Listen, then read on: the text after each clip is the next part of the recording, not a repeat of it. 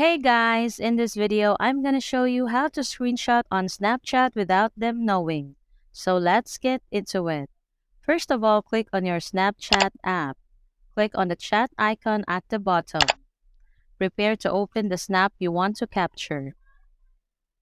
Go to the control center and tap on airplane mode with a plane icon. You can now go back to the Snapchat and view the snap. You can now then take a screenshot of the photo. As it is on airplane mode, then you will not be able to send a notification. Tap and hold on the chat and then select Chat Settings.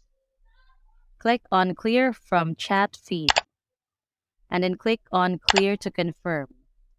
Finally, turn airplane mode off.